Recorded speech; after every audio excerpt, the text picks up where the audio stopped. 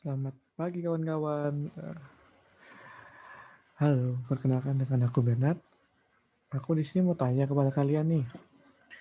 Kalian mau nggak sih kembali lagi beraktivitas dengan nyaman, terus bisa ke mall, tapi tanpa membuat klaster baru akan penyakit ini?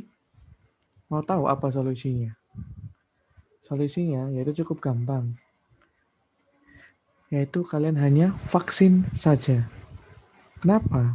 Karena selain 3M, vaksin itu juga dapat membuat kita menjadi lebih punya imun tubuh yang lebih meningkat lagi. Dan juga tetap kita setelah vaksin jangan tiba-tiba lupa tidak 3M. Itu juga dapat menyerang kita virus itu jika kita tidak 3M. Karena kan kita nggak tahu kondisi di sekitar kita itu bagaimana. Meskipun vaksin kita juga bisa rentan. Karena kan mungkin pada saat itu kita lagi sakit atau ada tidak enak badan, makanya virus itu dapat masuk. Nah, kalian tahu nggak sih vaksin yang ada di Indonesia itu ada 2 macam, yaitu Sinovac dan AstraZeneca. Sorry, salah tadi ya. Nah, dua vaksin ini lebih tepatnya itu memiliki kelebihan dan perbedaannya masing-masing yang cukup lumayan menurutku. Yang pertama kita bahas dulu yang Sinovac deh. Sinovac itu kan vaksin yang berasal dari virus COVID-19 yang dinonaktifkan. Jadi vaksin ini tuh anggapannya lebih diprioritaskan untuk digunakan di Indonesia. Kenapa? Karena dia memiliki tahapan atau peningkatan tubuh yang lebih baik. Jadi menurut penelitiannya dan saya baca di jurnal kompas.com hari ini, Sinovac itu dapat meningkatkan imun tubuh sebanyak 99%. Dan juga vaksin ini adalah vaksin yang berasal dari seperti saya bilang berasal dari virus COVID-19 yang dilumpuhkan. Jadi kemungkinan untuk tertularnya itu mungkin cukup minim karena kan imun kita naik sebanyak 99%. Dan juga daripada vaksin yang kedua nanti akan kita bahas AstraZeneca. Vaksin Sinovac ini memiliki dampak atau efek samping yang cukup ringan kalau dibilang. Contohnya seperti mungkin hanya